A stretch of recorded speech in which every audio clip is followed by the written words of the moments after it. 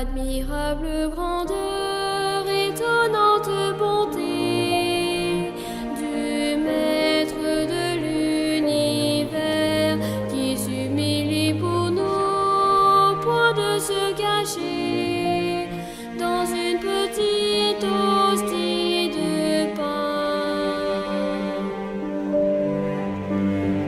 Regardez l'humilité de Dieu.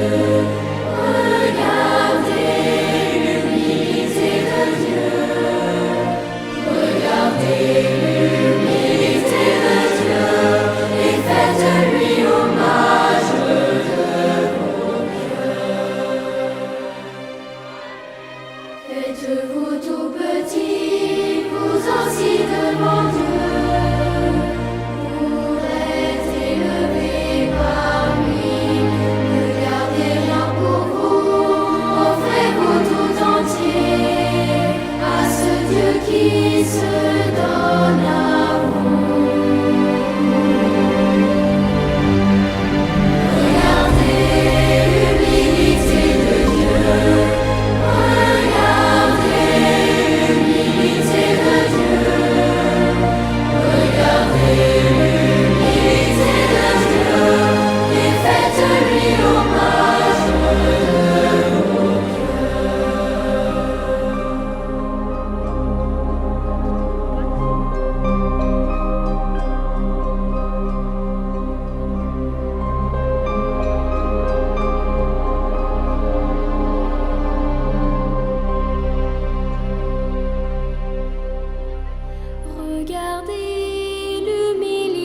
de Dieu. Regardez l'humilité de Dieu.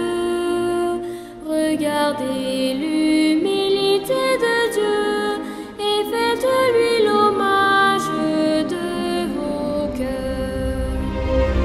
Regardez l'humilité de Dieu. Regardez l'humilité de Dieu.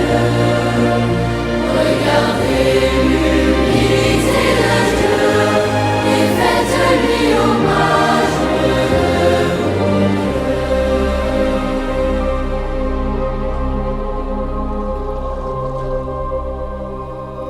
Bonjour. Laissons la nuit d'hiver nous envelopper. Je vous présente un conte, Le souffle de l'ange à Milo. Il était une fois, il y a bien longtemps, une nuit silencieuse que le monde entier retenait son souffle. Et dans ce silence, le ciel a déchiré le velours de la nuit pour nous chanter.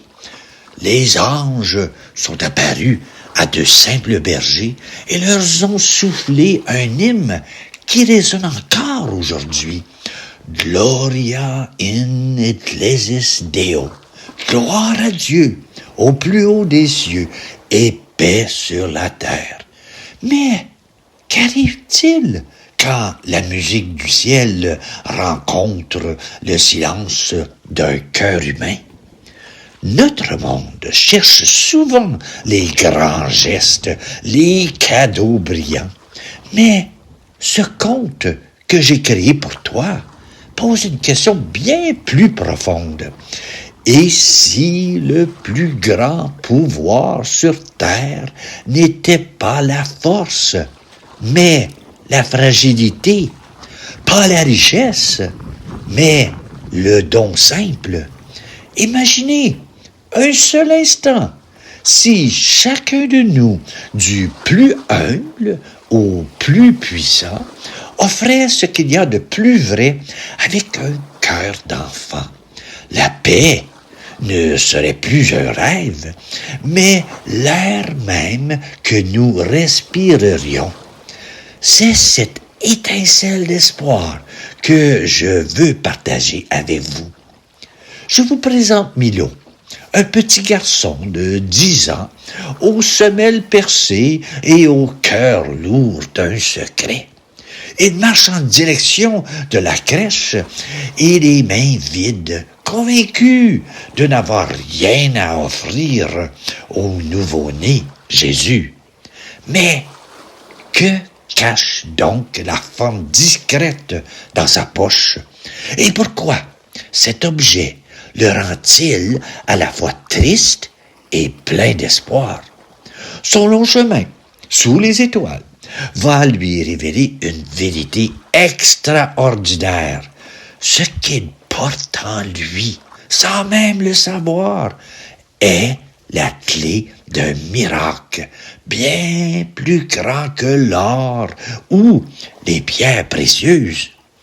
Son histoire est celle d'une flûte qui n'attend qu'un souffle pour vivre et d'une mélodie oubliée, enfouie sous la peine, qui détient un pouvoir insoupçonné, celui d'ouvrir les yeux, d'ouvrir le ciel et de faire descendre les anges sur la terre.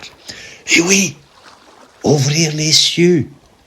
Vous allez voir quelque chose de très grand et mystérieux. Préparez-vous à un voyage où le plus humble des dons deviendra le plus grand. Ne vous fiez pas aux apparences. La magie est sur le point de commencer. Voici le conte, le souffle de l'ange à Milo. Il était une fois, dans un village gris de froid, un petit garçon nommé Milo. Milo vivait avec Maître Gédéon, le forgeron, un homme bon, mais dont le cœur s'était endurci comme le vieux cuir à force de solitude et de labeur. Ce soir, c'était la veille de Noël. Partout, les gens parlaient d'un grand mystère. Un roi était né, tout près, à Bethléem, et chacun s'affairait à préparer un cadeau digne de lui.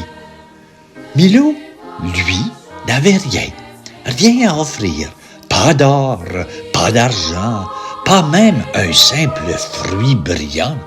Sa seule richesse était une flûte que sa mère lui avait taillée avant de mourir. Mais depuis sa disparition, Milo ne pouvait plus en jouer. Chaque note lui rappelait son absence. Son cœur se serra. Comment oserais-je aller voir Jésus dans la crèche, les mains vides, se dit-il. Pourtant, une étrange chaleur comme l'appel d'une braise oubliée s'alluma dans sa poitrine. Il devait y aller. Le son de la flûte du berger traversa Milo. Il sourit faiblement. Et alors, dans le silence rempli de miracles, Milo joua. Les premières notes sortirent timides, puis plus confiantes. C'était le Gloria, une mélodie de joie et de paix. Des anges descendent doucement, leurs ailes sont des faisceaux de lumière. Les anges du ciel, attirés par la pureté de cette offrande musicale de Milo, descendirent se joindre au concert. Milo dit « Bonjour, petit Jésus, c'est moi, Milo. Je n'ai pas d'or à te donner, mais je te donne ma musique. Merci d'être venu nous réchauffer le cœur. Maintenant, je ne me sens plus seul. » L'ange touche légèrement la flûte de Milo avant de disparaître. La flûte brille. Milo ne voyait plus le même monde.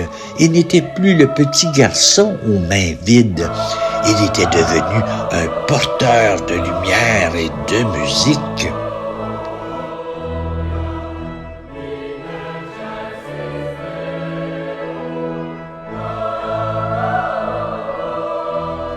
En cette nuit-là, le plus grand cadeau de Noël fut dans le cœur d'un enfant qui avait offert la musique qui dormait en lui. Car le vrai don, c'est l'amour que l'on partage.